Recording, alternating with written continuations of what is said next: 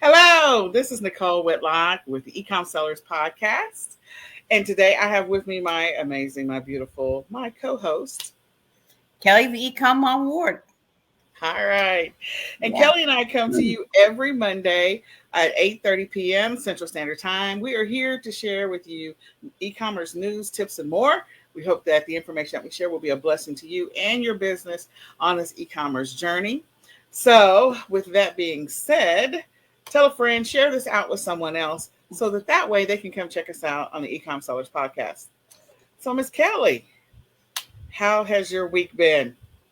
Oh, it's been, kind of slow still. But I'm starting to make sales and I'm working my goal for January was to get to 500 items on eBay. So, um, I'm right at that 90, 98, 99, 4.99, and then I sell something. So then I have to. I have to double your listing effort. Yeah. I know that life. Well, we are. I said that I was going to finish our audit by the end of this month. So we're auditing all of the inventory in the garage, inventory that's in the storage unit, inventory that's been listed on different platforms, inventory that's down in my living room, inventory that's back behind here. So all of that is happening, and the goal was to finish by January 31st. We're not going to make it, but we're close. We're super close. So I'm hoping by the end of this week, because I still have team members coming the rest of this week, that we'll be able to knock it out and finish it off. So that's what we've got going on. Putting up a bunch of new listings and stuff like that to continue to work on getting sales.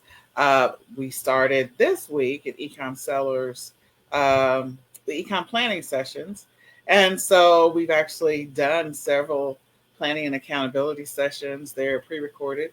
Well, they're not pre-recorded, sorry. They're recorded so that those who have to work a job or whatever can attend. So we just want to encourage you all to go check it out. You can join the eCom Planning Facebook group if you are ready to change the trajectory of your business in 2022. That is the goal, to get better at planning. That is the main priority of this activity, is to help people get better at their planning so that they can make better decisions. They have more time to make decisions. They can grow their business exponentially, gradually over time, and get to where they want to be in their business. So that's the goal. But with that being said, we're going to go ahead. I'm going to turn it over to Ms. Kelly. Let her tell us a little bit of e-commerce news while I pull up my news on my other screen. All So right. take it away, Kelly. Okay, I did find a little bit of news today. I guess they're doing all their first quarter of the year, maybe seeing what fourth quarter did before they start doing stuff. But anyway, eBay, they've made it easier to access all your information that you need for taxes, your sales and fees and tax totals. Basically, you go to your seller's hub, and up at the not the way top, but the top of the seller's hub, there's a performance tab.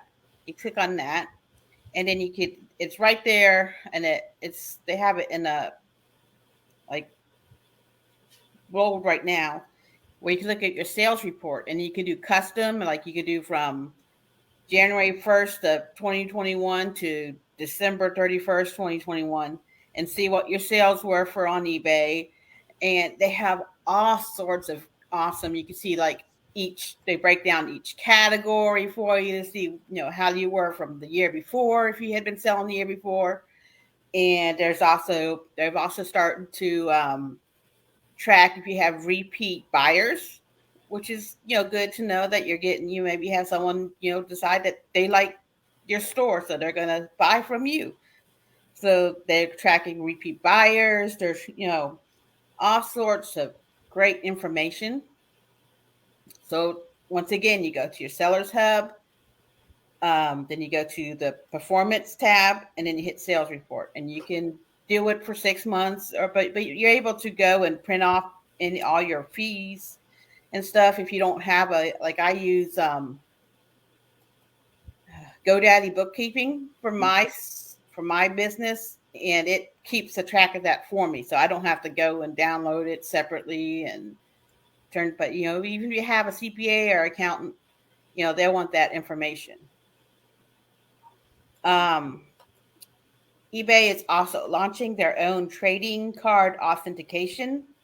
They're getting rid of the PWCC, what they were using before. And for right now, it's going to be for cards that are priced over $750.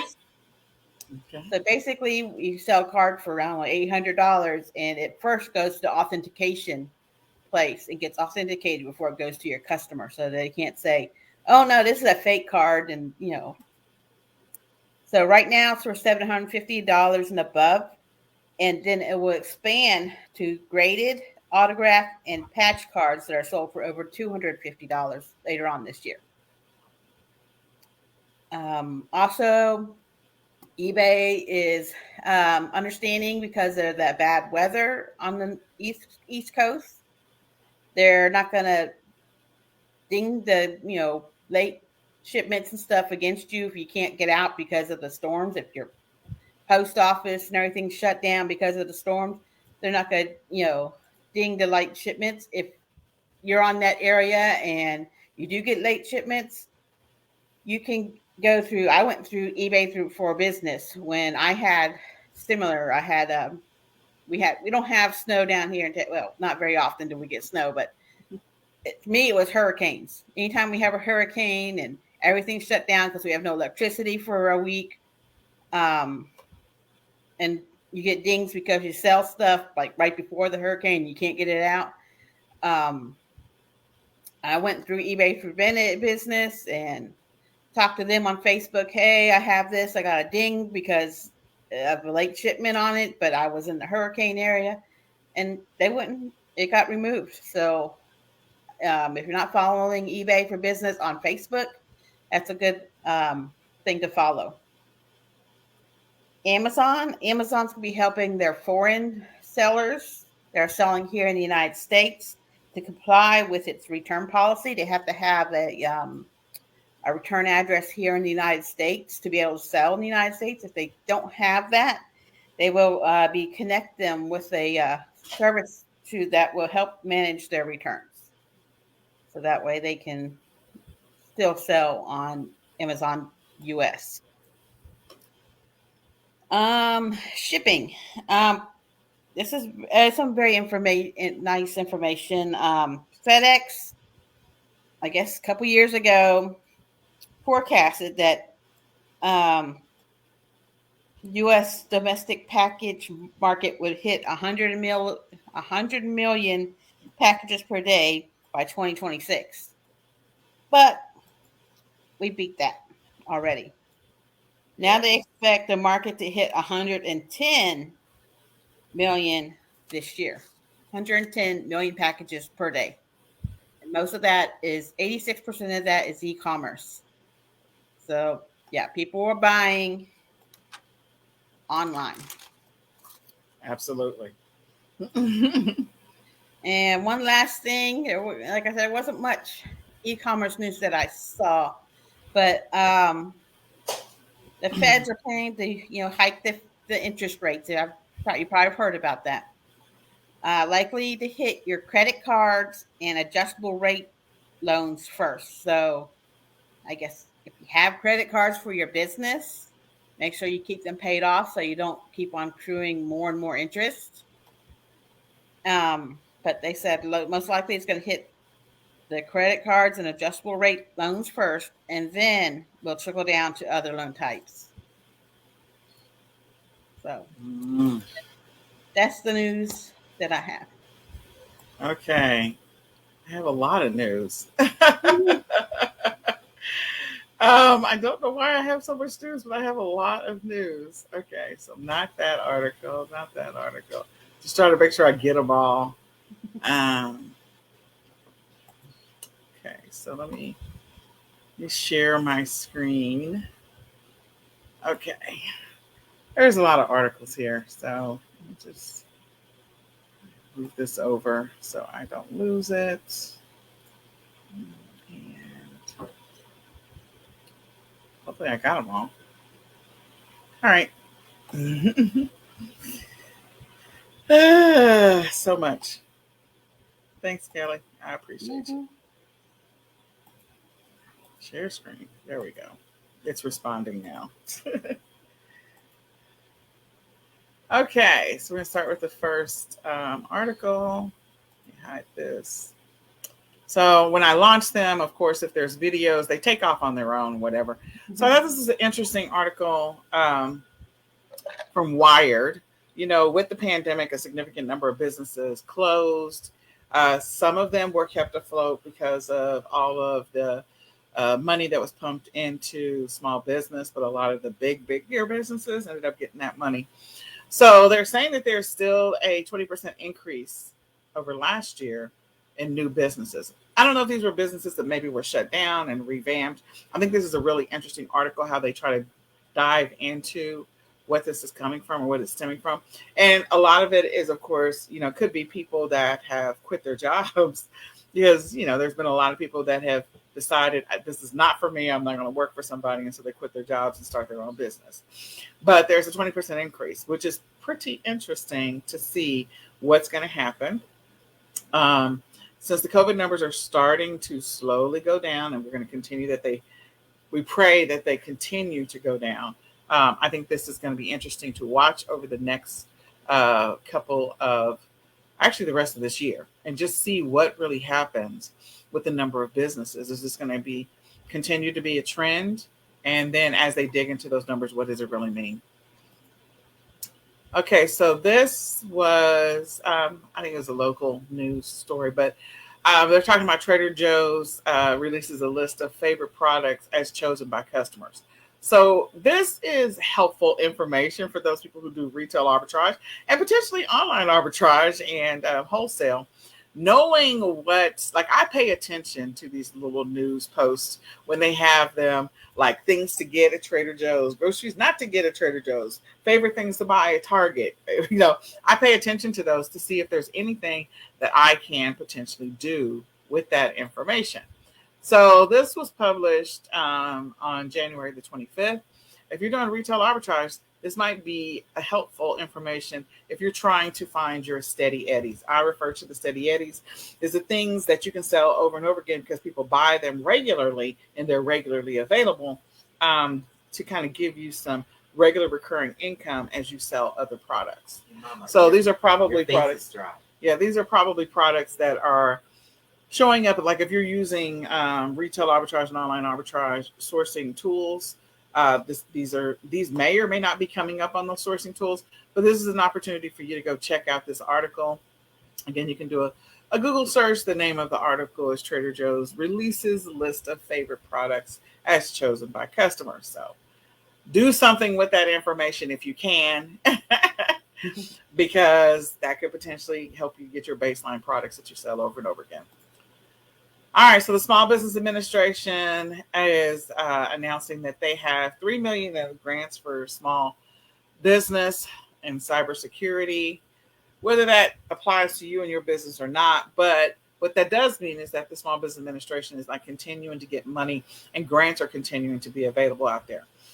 So put this on your list as like maybe something that you do on a monthly basis or a bi-weekly basis, that you go out there and check to see what potential grants might be available to you. Grants are things you don't have to pay back, so that you can continue to have an influx of cash coming into your business.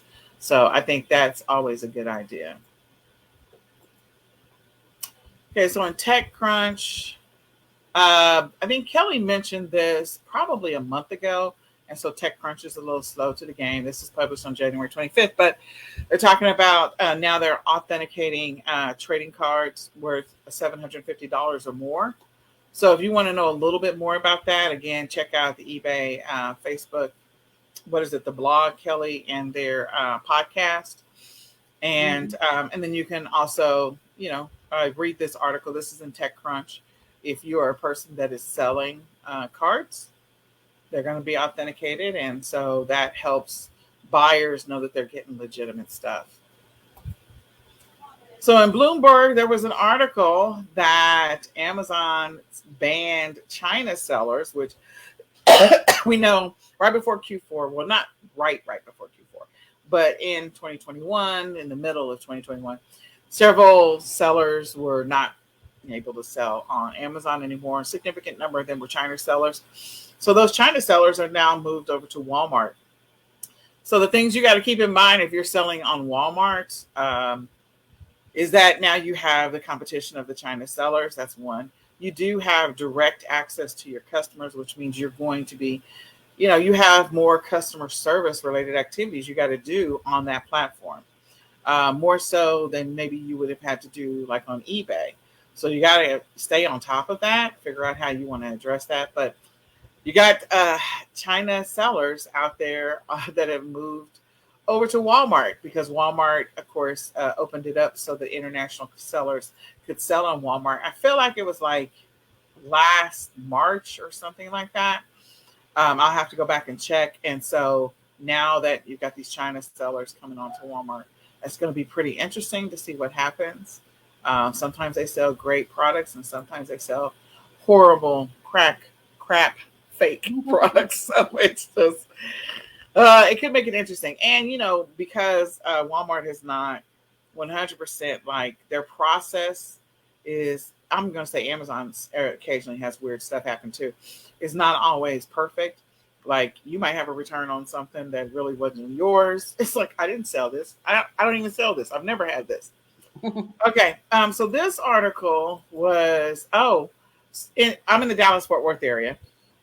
And so I don't know if this is going to be a trend or not. But we know that several of some high-end stores are closing. And so we're not going to be able to see this article. But it has to do with Dallas, the Goodwill stores remodeling to turn the stores, like make them a little nicer high-end. And so one of the former VPs of Neiman Marcus, I believe, he has taken over the Dallas area thrift stores. And so we're going to see a lot of high-end. Now, what does that mean to you as a thrifter? Probably means you're not going to find products that have reasonable prices, like the prices might be a little higher than what's expected. It also could mean that he may be able to get a hold of some of these stores that are closing, like Macy's is closing several stores, different stores that are closing, and get access to some products that are like brand spanking new. So, check out your area, see what's happening in your thrift stores. Thrift stores are a great way to find products that you can resell for a higher price on several different platforms. And, so sometimes you find some gems. Kelly's found a whole bunch of gems at thrift stores. And, as people are needing to make some money, like they may be selling their things to thrift stores because they need cash to be able to pay the lights or water or get food or whatever. Because again, remember, there's a bunch of people that have quit their jobs. So they are looking at alternative ways of making money. They're probably cleaning out their house and trying to reduce some of their expenses and some of the stuff that they have, the material goods that they have. So Shopify is entering the NFT universe. Look, I really want to understand NFTs. Like the stories that you hear about the people that make money off of NFTs are bananas. Kids and teenagers making millions of dollars. I need to create an NFT. I joined a couple of Facebook groups so I can try and figure this out, but I have zero bandwidth to even think about NFTs. So I really want to learn about them. I need the speed course. So if there's a speed course out there, you can message me because I want to know about them. But Shopify is entering that and allowing people, like if you want to sell, this article is in Medium. It was from last December. And I don't know how I missed it. But anyway, I think that this is pretty interesting. So we'll see. And then going back to, stuff that's being sold at thrift stores. So I think this is really interesting. They're saying Amazon launched a store. I don't know that Amazon launched a store. There's probably a couple of sellers that launched some stores to help people that want to live tiny or, live in a tiny house. So there's a tiny house movement that's been continuing to gain traction over the last 3 years. Like it was gaining traction probably last 5 years. It was gaining traction before COVID hit. And then when COVID hit, a bunch of people decided they were going to downsize and sell their stuff and blah, blah, blah. So a lot of that stuff sometimes is going to pawn shops and it's going to thrift stores and all sorts of stuff just to get rid of it and get some extra cash for them.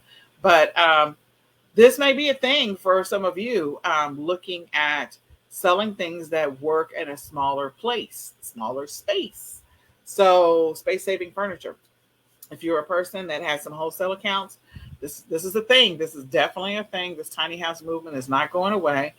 People are downsizing, and so if if you have a wholesale account for furniture, this is probably a thing you can do. But this is in on People magazine, so I thought that was a pretty interesting article. Then let me just see. Okay. So inside Marketplace Pulse, they were talking about, and I didn't go through 100% of this article, but they're saying that Amazon Live is embarrassing. Okay. Mhm. I don't know. I think that Amazon Live is starting to get more traction than it did when it first came out. Because a lot of people, when I go to Amazon.com to buy my own stuff, I'm not thinking about Amazon Live. I don't care if it's on the front page. I'm going to go get my stuff and I'm getting off of Amazon. Because much like going to the regular Walmart or grocery store or whatever, if you stay in there too long, you're going to keep adding stuff to your cart. So I got to get out of there. So I don't ever watch. I mean, do you watch Amazon Lives, Kelly?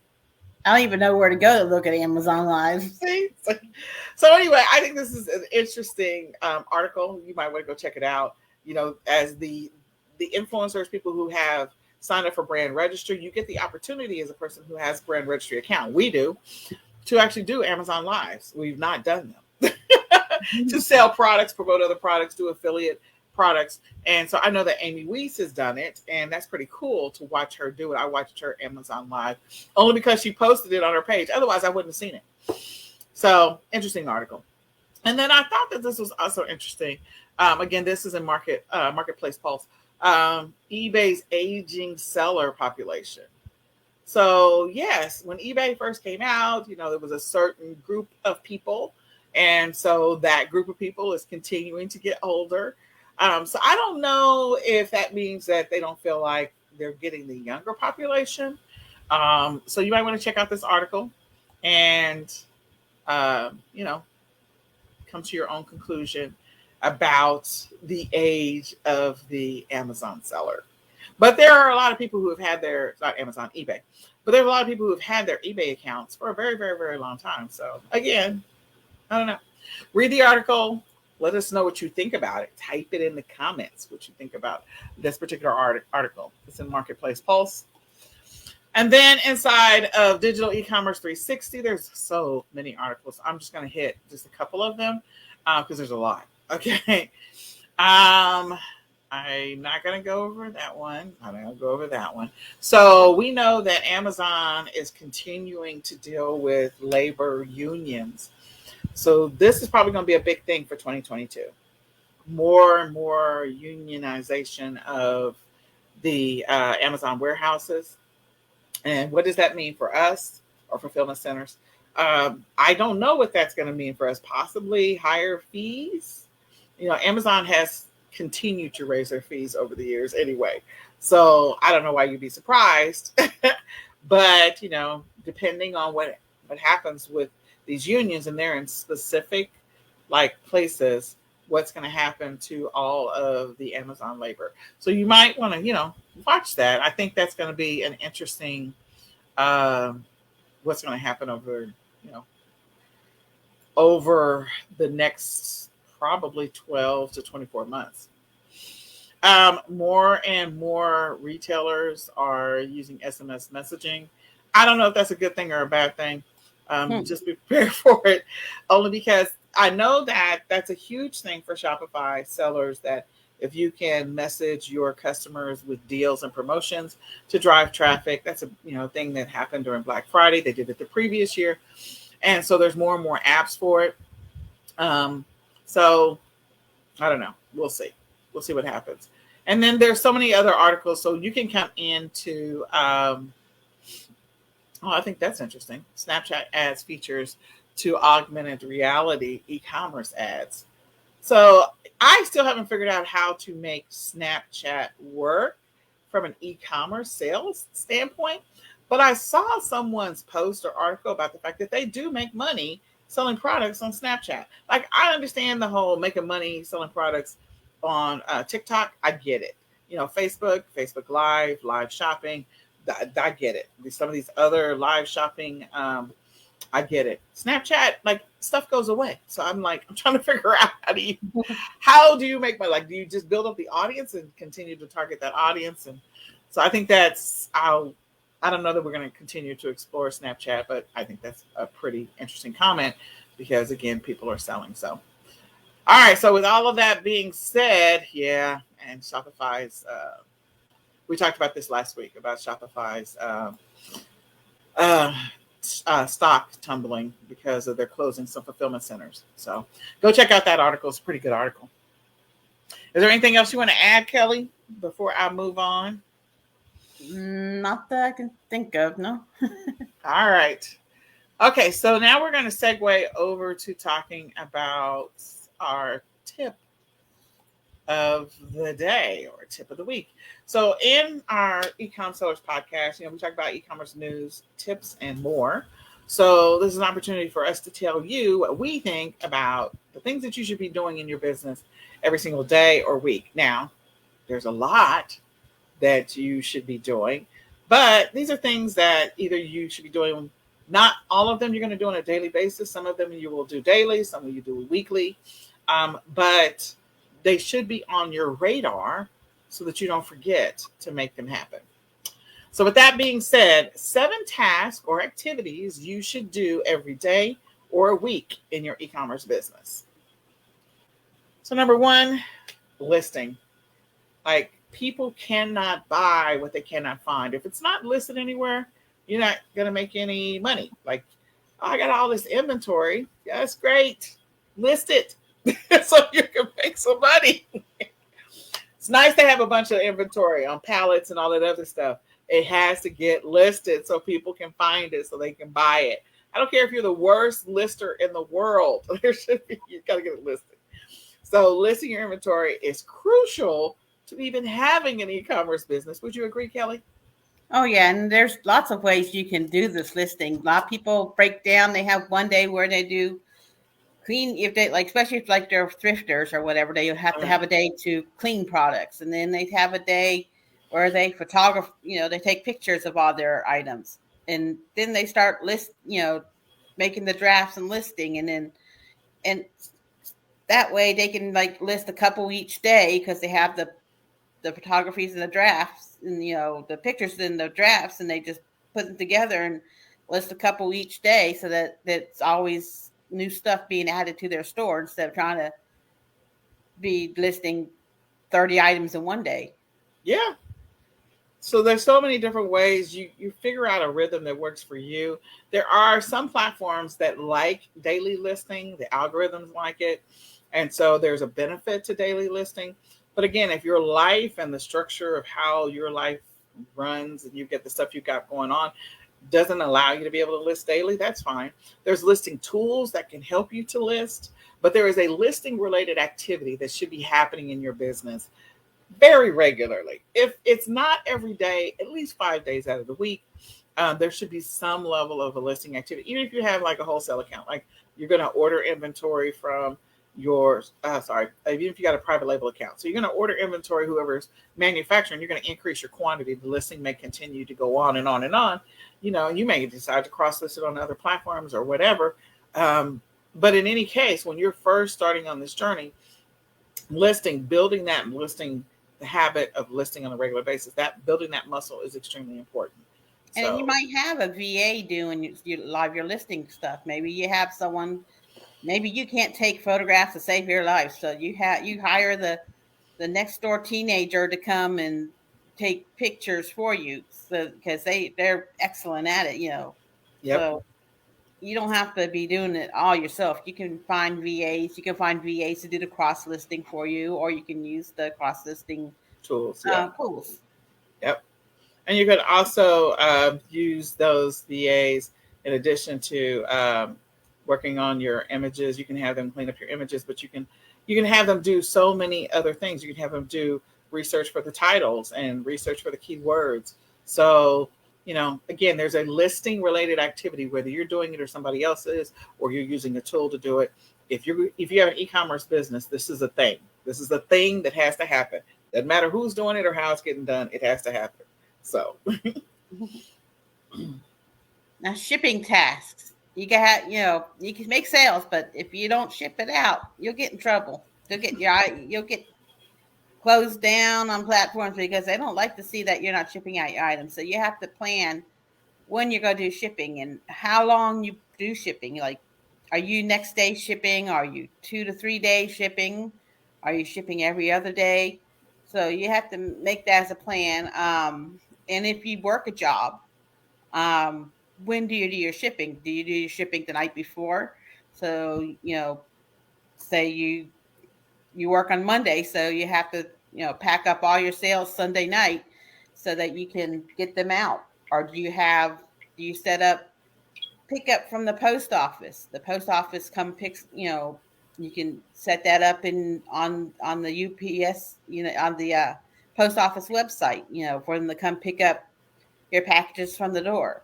Or correct. I have my husband helps me. He does on the days I work. He takes the stuff to the post office, FedEx, UPS store, wherever I need it to go. I just tell him this goes here, this goes, so he can drop them off for me, and that way I'm able to ship every day.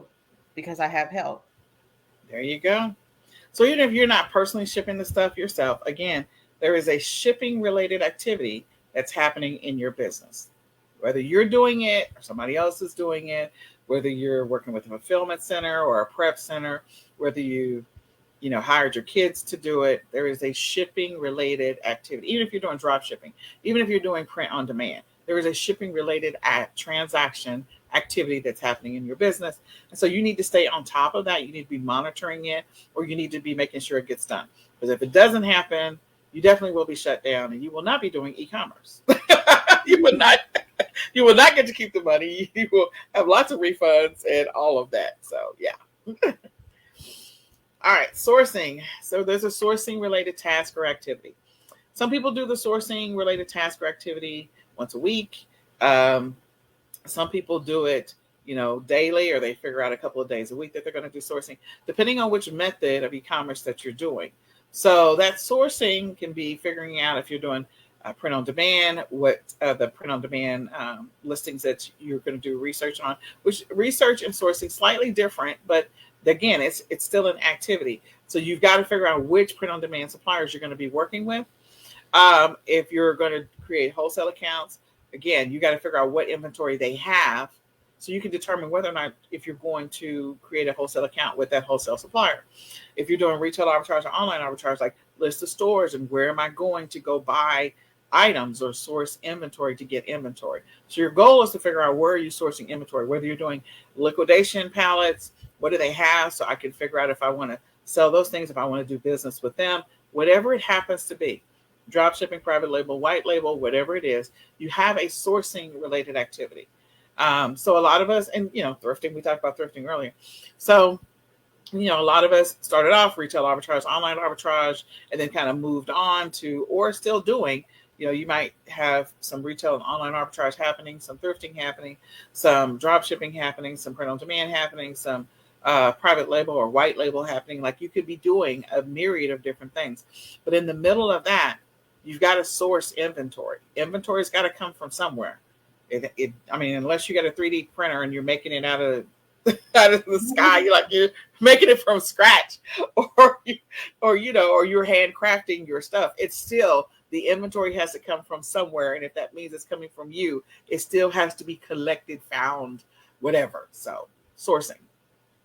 And I want to say, like, if you are doing the thrifting and stuff with garage sale season, you have to look up those garage sales. Like, usually they start Friday morning. So Thursday night, you're looking at the garage sale apps and everything and making out a plan of how you're going to hit the garage sales and estate sales and such. So, sometimes it's planning out and such. There you go.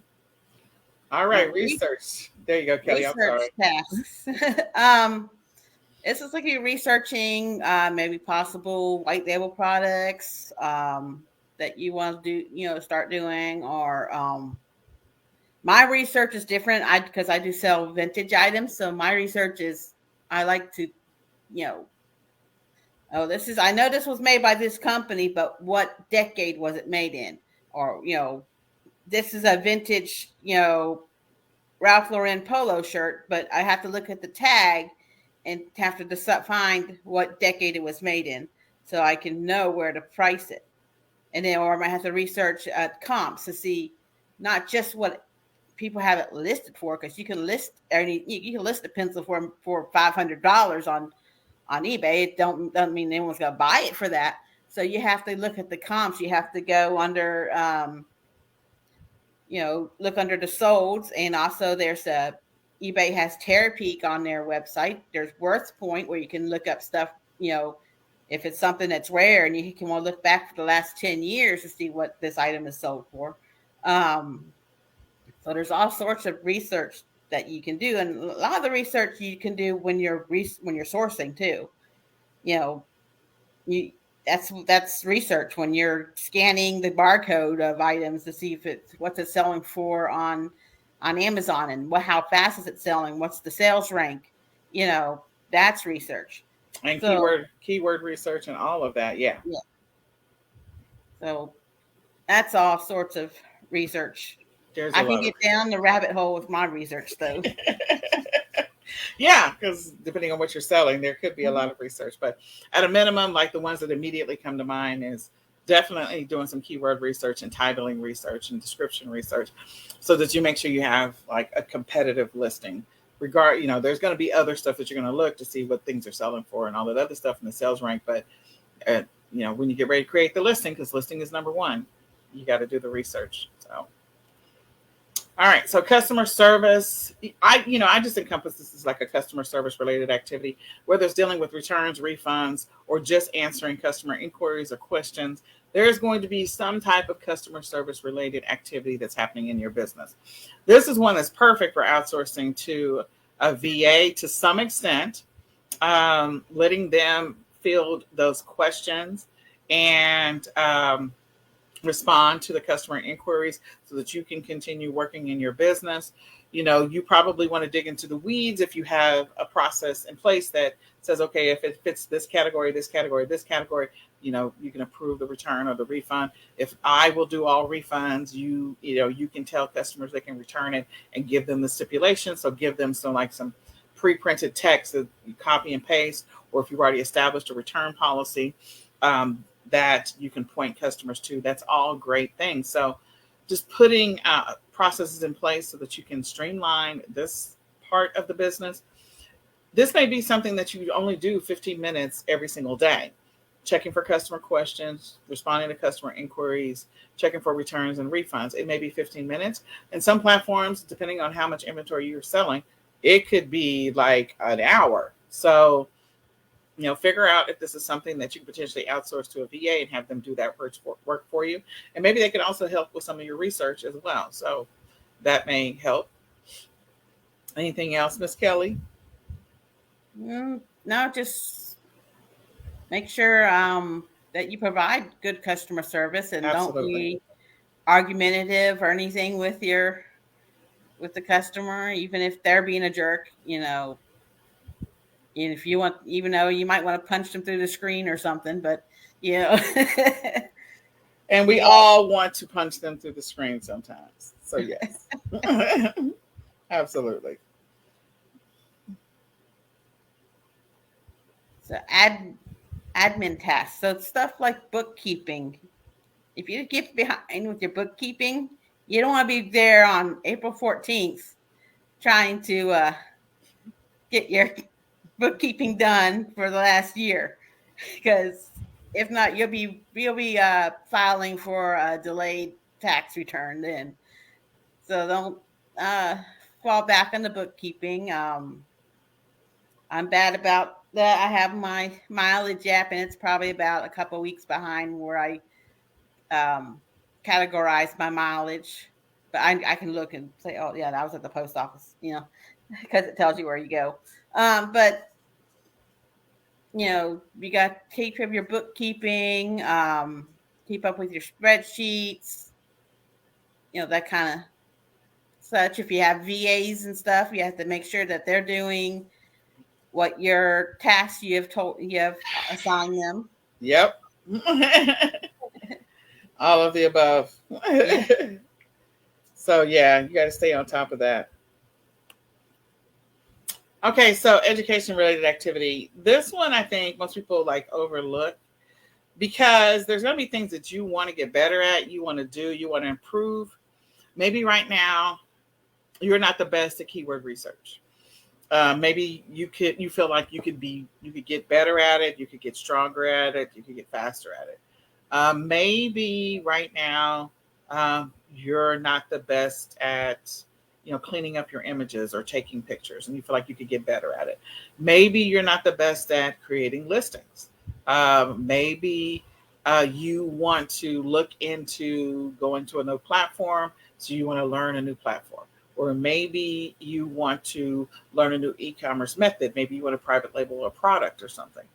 So all of that's going to require you to do some education, learning something about that process and going down the path of doing that. What I kind of try to suggest is that you kind of segment it out so that you have a gradual progression of making progress towards the thing that you're trying to improve.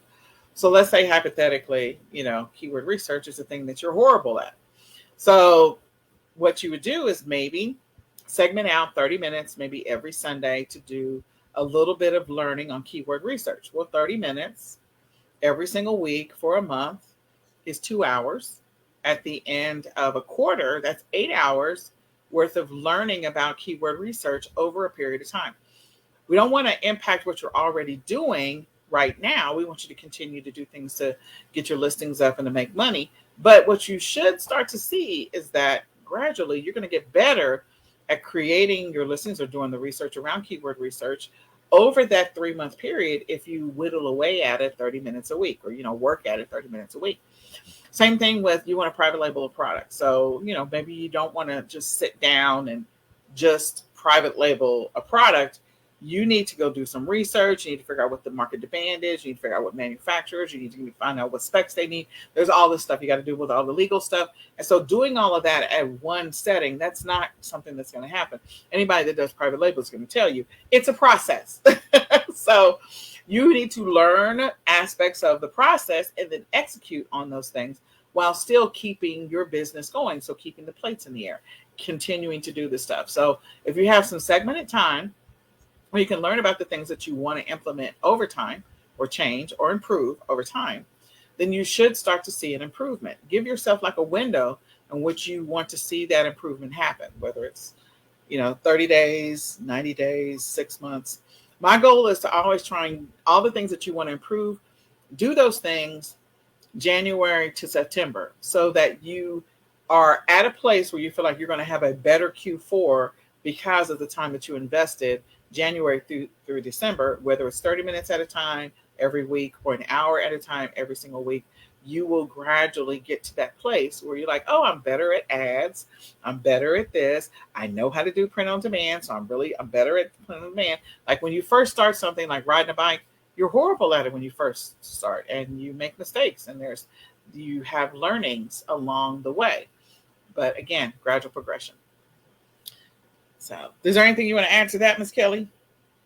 Well, like, since I do a lot of thrifting, my education changes because what is selling changes. So I watch a lot of videos of other sellers on YouTube to see what they're selling, to see what the trends are. Yeah. That's my kind of and plus I learn how to what about other products. Like this year, I'm wanting to start learning about jewelry. So I've been watching a couple of sellers who do sell jewelry, so I can kind of see what to look for while I'm at the estate sales and such. Yeah. So that's, again, putting together a strategy and a plan to be able to do that. I think that's always going to help you to get the results that you're trying to get long term, bigger picture, especially if you're trying to grow your business. Marketing or traffic tax. So these are like start having sales on your stores, like on eBay and stuff. You can have sales. You can promote listings. You can share your items out on such like Twitter and Posh, Pinterest. Yes. On Pinterest, and which I do a lot with my stuff is sell. I put my stuff on Pinterest. I have different categories, for my items to be more targeting. You can also have ads going, like on Etsy. You can have ads. You can have ads on Amazon. Yep.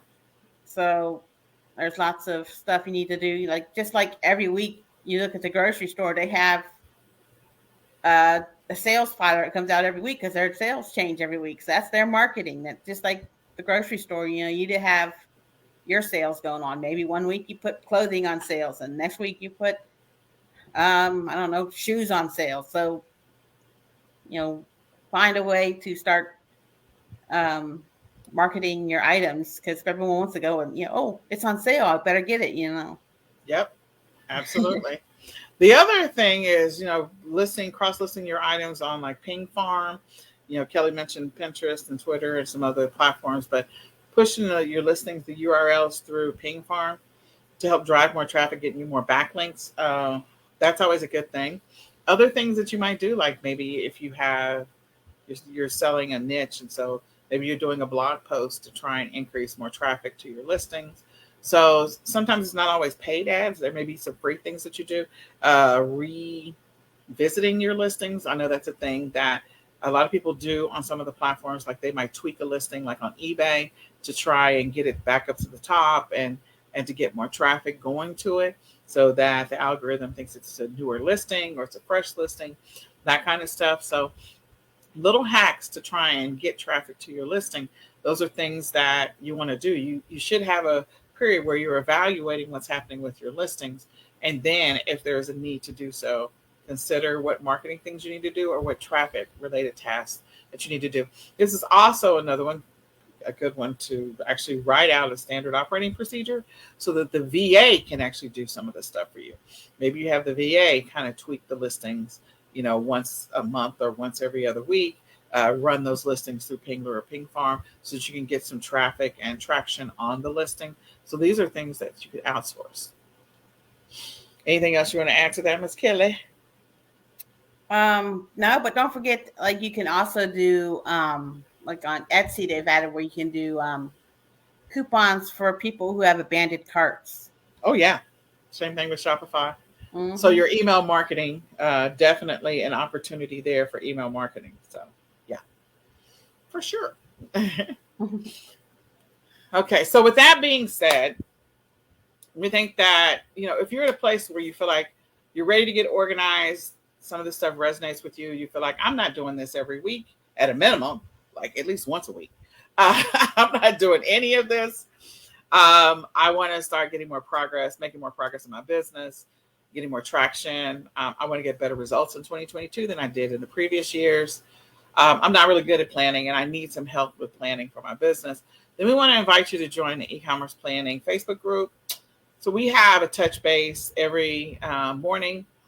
It is an opportunity for you to, look at your business through new eyes, different eyes, and to start getting a little more structure and discipline in your business, a little more consistency, a little more routine. So the goal is always to build the habits of consistency. We meet for about 15 minutes every single day. We started this week or last week, which was exciting. We also did our first weekly session because ironically, the weekly sessions are on Saturday mornings. And then we also did the monthly planning session Sunday because of the fact that it's the last Sunday of the month and a new month is starting. So February 1st. So it's an opportunity for you to get focused, get consistent, get the results that you're looking for, and to actually sit down and do some actual official planning inside your business. So we are suggesting that, of course, you get the eCom planner. You can grab the eCom planner by going to www.myecomplanner.com. It is a great tool for filling in all of the things you need to do in your business, because we were working on February today. Sunday. We were working on February. And you've got places on here to establish your goals for the next month, all the tasks that you need to do, a list of products that actually sell in February, common products that sell. That's not all the products that sell, but that's some of the common products. And then you can start preparing for next week. So we've been filling in our planner, setting our priorities for each week. What are the habits we want to try and build, and starting to make some progress in the business. So these two go hand in hand. Even if you don't buy the planner, at least come to the planning session if you're looking to get different results. So if you decide that you do want to get different results, we do encourage you to join eCom Sellers Academy, become a lifetime member, and right now you can get a free planner, absolutely free. We'll send it to you. So if you sign up for the lifetime membership right now, go to www.ecomsellersacademy.com, sign up for the lifetime membership, and we will ship you an eCom planner absolutely free to you. So again, this is an opportunity for you to start getting organized and start getting the results, especially if you've been on this e-commerce journey for a while and you're really not making any progress in your business. So the eCom planner offer is going to be available to you until 2/2 of 22. 2/2. I don't know if you guys remember 227, but anyway. So 2/2. So it's available until 2/2. And again, you get a free ecom planner if you grab if you sign up for the lifetime right now. And as a added bonus, if you sign up for the lifetime, we do have that 25% off offer still out there. So you get 25% off of the lifetime membership. So you won't even pay the full price that's listed. If you put in 25 OFF ESA, you get 25% off at checkout. So I'm just saying, all the excuses are gone. So what we want you to do today is we want you to join the eCom Sellers, the eCom Planning Facebook group. Just join the group so that you can participate in the 7 a.m. calls. It's a great opportunity. We join through Google Meet. The recording 7 a.m. Eastern Standard Time. Central Standard Time. Central Standard Time. Yeah. And so we join the Google Meet. We talk through the day. We talk through assessing how we did yesterday. What do we have on our plate for today? And then what do we need to be thinking about for tomorrow? So we kind of break that up into 5, 5, and 5. And then step 2, I encourage you to get the eCom planner. You can go to www.myecomplanner.com to help you with, planning your activities in your business and also in your life, kind of coordinating the two. Or joining eCom Sellers Academy, grabbing the lifetime offer, getting the 25% off of that. And then that way you get a free planner anyway. So you decide which way you want to tackle it. We just want to encourage you to take action. Do something different, because if you keep doing the same thing you've been doing in your e-commerce business and you're not getting the results that you want and you think you should be getting, then it's time to do something a little different to move the needle in your business. So is there anything else you want to add to that, Ms. Kelly? No, not that I think of right now. All right. So we just want to invite you all to join that session. So let me stop sharing my screen. That, all of this trying to get used to technology. I went back to my old laptop because I was like, I don't like the way this thing broadcasts. I don't like the camera on it, so I got to figure out how to fix the camera. But anyway, so with all of that being said, I do want to remind you guys that the eCom Seller Summit is coming up. You should see some information being broadcast by the end of the week about the summit. We encourage you to sign up. The page is not published yet, but I do want to just put it out in the universe that it will be by the end of the week. And so we just invite you to sign up. We have some new speakers this year, and I am so excited about the new speakers. I'm so excited. And I believe we've resolved everything from the eCom Q4 Summit. So if you have anything outstanding and you didn't get, I think there were like 4 people that didn't get something, but everybody else got their stuff, then please, by all means, reach out to me and let me know. I will see what the tracking number is and see if I can figure out what's going on. But I'm excited because we have some new speakers, Kelly. Okay, well, with that being said, my name is Nicole Whitlock. This is the eCom Sellers Podcast. We do this every single Monday at 8:30 p.m. Central Standard Time. We invite you to come back. We invite you to invite a friend to come and check it out. And I have an amazing co-host on this journey. Her Kelly name the is, eCom Ward. there you go. Her name is Kelly the eCom Mom Ward. And she hangs out with me, but Kelly's the mom, y'all. Just so you know, Kelly is the mom. All right. Well, we will say goodbye